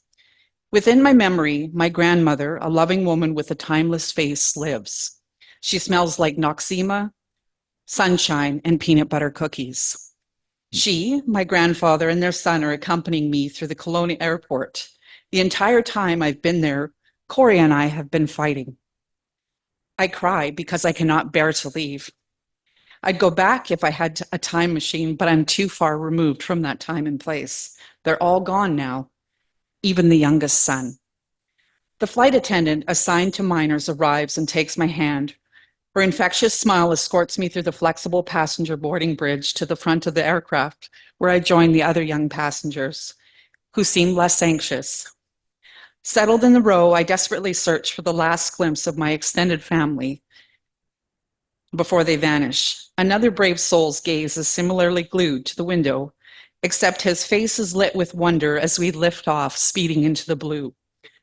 Unfazed by the cabin pressure changes, he seems at home, where my ears feel like they're going to explode, until the smile-laden woman passes me a slender stick of gum.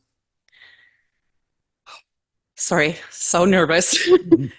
You know how we always do that out of your comfort zone? Well, this is like so far out there. It's like back in Edmonton. The cabin feels eerily quiet for so many people on board. The lack of sleep the night before overtakes me. I fall into a deep slumber, only to be awakened seconds later by the excited chatter of another child leaning over my seat. He's friends with a boy gazing out the window.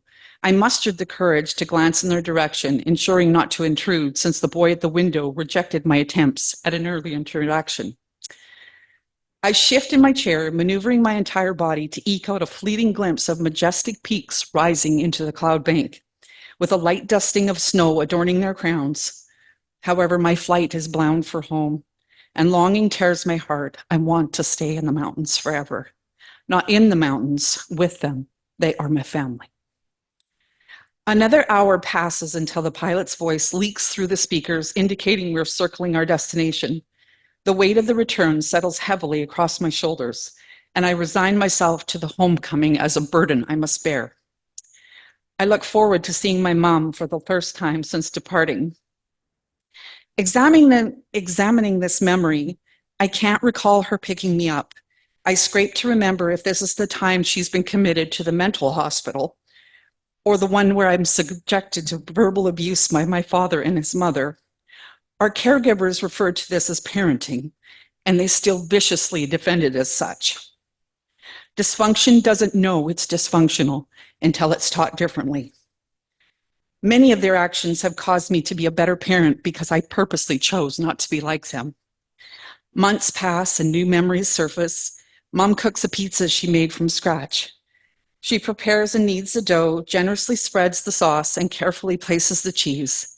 My mouth waters at the thought. I can see the layout in my mind's eye. We're in the basement suite of 97th Street facing a park. There's a sink and a counter on the east wall, and an assortment of plants grow there. She grows mung beans and alfalfa sprouts. This evening, every inch of the pizza is good until the grated mozzarella boils over and drips to the bottom of the oven, where it catches fire and starts smoking. We've settled into the same routine, where the days flicker by like a magician shuffling cards. The park across the street remains empty, save for the rarity of when she pushes me on the swing. I recall her small frame running underneath my swing as she pushed me forward with all her might. On that seat, I fly, feet extended, arched backward, yet stretching into a cloudless sky. My heart is open to all the beauty in life, and I'm free from all that enshackles me.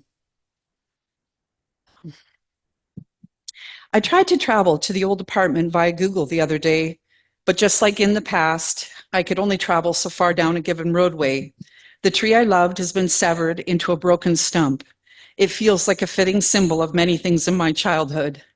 Nothing left to grow with. It must be replanted. Dad is commuting to the Army base where he works as a mechanic. Princess Patricia's Canadian Light Infantry is his company. He's a Pickley through and through, right down to his tattoos. Our family is never stagnant and we're always on the move. One evening, I watched the road slide by and darkening horizon. My gaze is on the rising moon following along. I recall wondering why we hadn't returned home, but permit my small heart to hope just a little. The only time we ever go this way is when we're on our way to visit Dad's side of the family.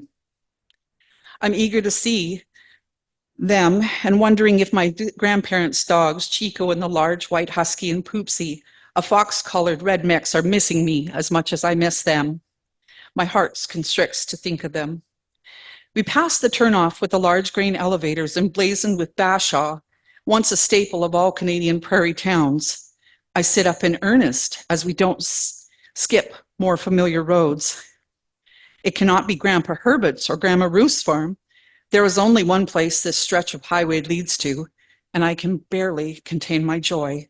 We are finally returning to my beloved mountains. And I'll leave it at that because I'm just way too nervous to keep reading. Beautiful. Thank you. Thank you. Wow. Applaud your courage. You don't look nervous at all when you read. Your reading is beautiful, but I applaud your courage for sharing such personal information as well. And that challenge that you bring to dysfunction in your writing can help who knows how many people out there who have accepted dysfunction as normal, and then they read your work and realize, no, it isn't normal. See. So I'm really grateful that you've written what you've written and that you shared it with us. It's beautiful. Thank you. Yeah. All right, now we got Joe Lunchbucket coming up to share some of his poetry, Bob, aka Bob Franco. There we go. We'll put the mic up a little higher. Going to share with us some of his political poetry again. I'm hoping. It's okay. Yeah. We always have to have our political edification from you, Bob. We look forward to it every month. Thank you. Go for it. Okay. Oh, sorry. Hang on. We got to get that camera just right. There we go. All right. And let's just read a little bit there, Joe, and we'll just make sure that it's okay out in Zoom land. Just read your first couple of lines. Hello. Can you hear me okay? Okay, we're good. We're good. We got the thumbs up. Go ahead. You're on. Okay. I've never seen a UFO nor a rattlesnake in the wild that we see in zoos. Is there any truth in UFO sightings? Do we have a reliable test for the witnesses that seem to be ET possessed? Could E.T. have seeded us like sailors that left sheep on islands and returned to harvest them years later? Do wheat taste the best? Is there adequate evidence, or is it like Big Bang theory of evolution, black holes in religion, where believers must have faith? Will death answer all? That is, if we see no cats or dogs, are we in hell? Can alien abductions be a global threat or just a pleasant cruise on a spaceship? Could UFOs be cruise ships full of tourists from many planets visiting Earth's zoo to view live war games? Will ET advance medicine, or will their viruses decimate us, just like Aboriginals were after white arrival?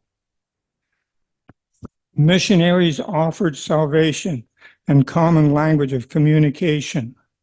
Did peace, old age pension, and welfare raise living standards and life expectation?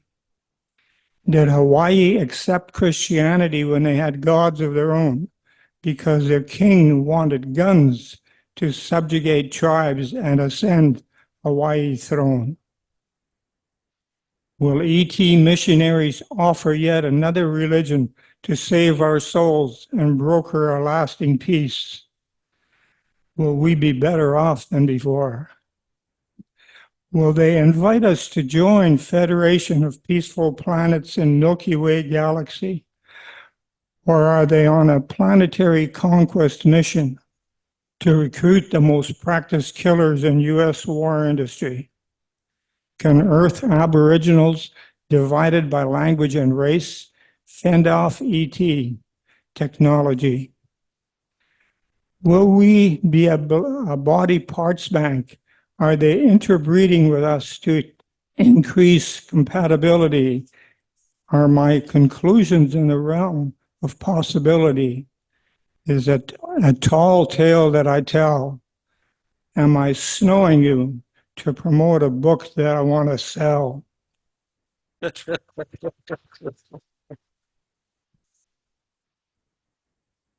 I'll buy the book, Bob.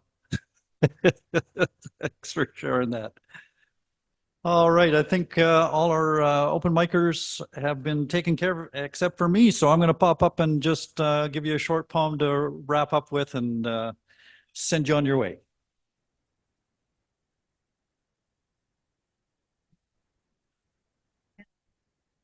Yeah, I think I'm good. I think we're good. And I do want to say a reminder that this is being recorded and that it's going to be on YouTube later. And everybody should subscribe to Char's YouTube channel so that they can watch it and watch the new posts every month. So don't forget that.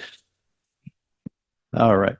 So I'm just going to share one poem that came out lately. I have the privilege of tutoring a fellow who's doing a degree in therapeutic recreation, and he's in his last year of his degree program, and he had to do this course on research methods, which terrified him and understandably so. But as it turned out, we really quite enjoyed it. And the first part was all quantitative research, which is all about data and numbers, and it's very rigid and rigorous and valid and all those terrible things, and boring and dry. But the second half has been on qualitative research, and qualitative research is based on interviewing people and analyzing what they have to say and share. And it's all about finding out the people's individual perceptions of things rather than this is true for everybody. This is true how it is for the individual. So it's a lot more enjoyable.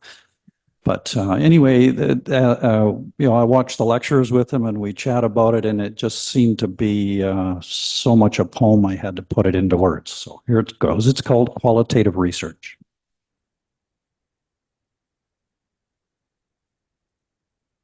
Halfway through Dr. Casper's lecture on data analysis, it comes to you. How your life and qualitative research have been intimately intertwined.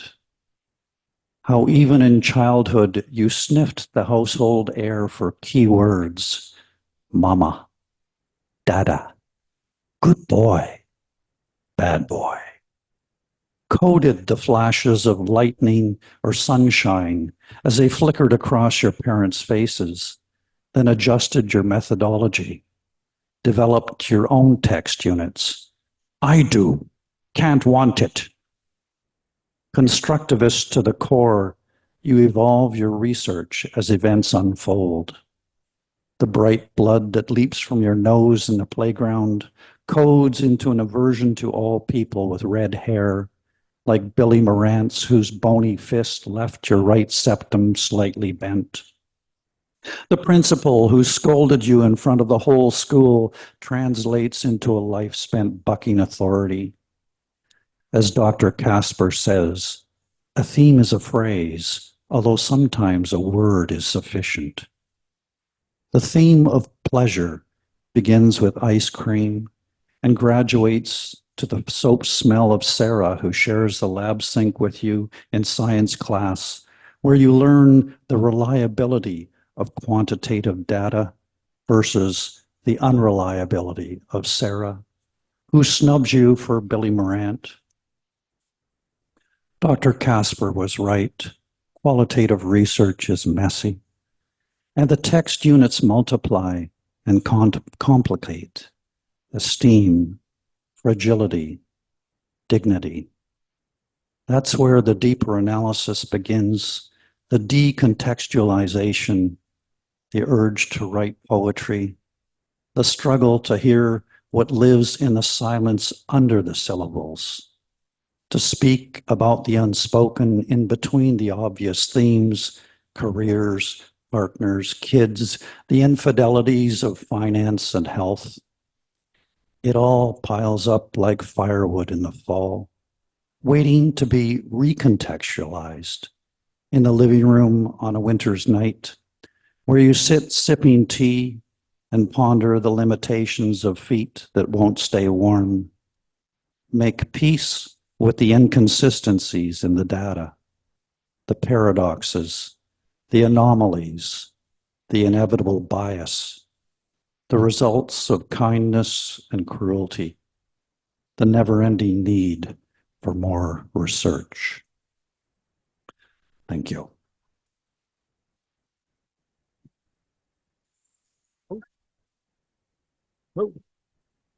Where did that come from? Right. I've never made anyone squeal before like that. Anyway, thank you all for coming, and big kudos to Char for managing this evening as adeptly as she has. For doing not only her own job, but Kyle's job, who wasn't here, but will hopefully be back next month, I mean. And hopefully all of you will be back next month as well. Thank you also to Karl, our moderator, for keeping us on track here tonight. Living in the haze as he is, it's like he's in a smoky room somewhere. It's all good. Thank you also to Sheila in the back there for keeping us watered here at Char's and fed. Thank you. And thank you to all our open micers for their courage in coming up and sharing their work. And as always, it was a real variety of pleasurable listening for me, and I hope for everyone here as well. And biggest thank you to Janice for taking up the lion's share of the night and telling us all about her new book, and congratulations on that. It's wonderful. I look forward to reading it. I'm getting a copy. And so please do come back and join us next month. It's the last Wednesday of the month. I'm not sure, have we got it? Derek, thank you for what you do. And our next month, Kathleen and David will be actually our future readers will be here right in person. Beautiful. Yes. Kathleen and David here in person. Yes. Yes. They're going to be our featured readers. Yes, Is that they what- are. Okay. Awesome. Perfect. All right. Maybe we'll get to find out who did it from Kathleen. I've been waiting for months. Yeah. Anyway, thank you all again for coming, and take good care, and hopefully we'll see you again next month.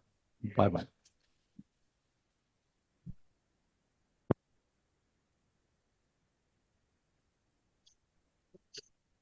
Congratulations, Kathy.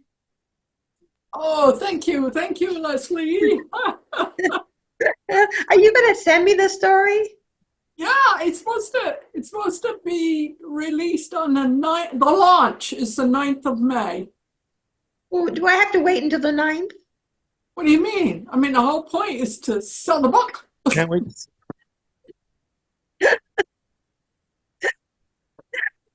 Hello. Hello. Hello. Can't wait to see you next month. Oh, Yeah, no. see you next month. Is that your way of telling me to zoom off, Karl? I'll be here. Don't worry. I'm not going to go anywhere exotic. Oh, yeah. All right. Okay, so goodbye. Bye. Bye. Bye-bye. Bye. Oh, it's so good to see you, Leslie. Glad you stayed up. You mean I finally got up? I couldn't believe it. I'm sitting here doing nothing, and I said, "Oh my God, I wonder if they're on the same time we are." Oh, yeah. Well, I can't believe you wait till Easter to change the clocks. What a weekend to change clocks. I know. All right. Okay. All right. I Bye-bye. gotta go. Let Karl zoom away. Okay. Bye-bye. God, how do I go? Where's You have to. Oh, leave meeting. I can.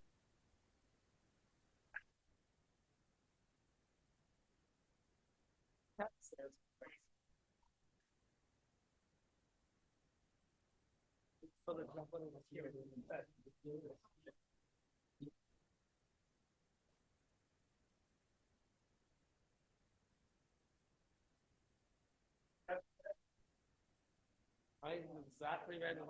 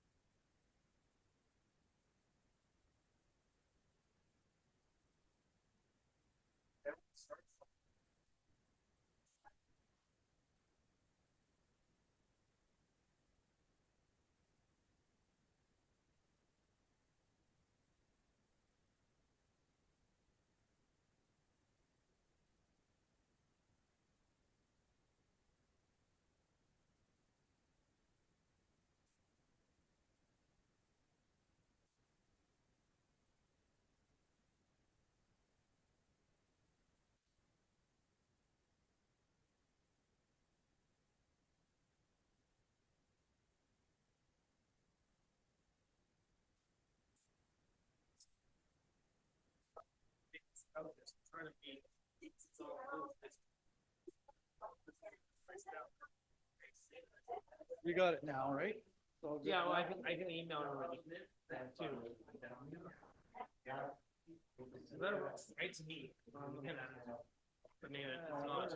Here's some.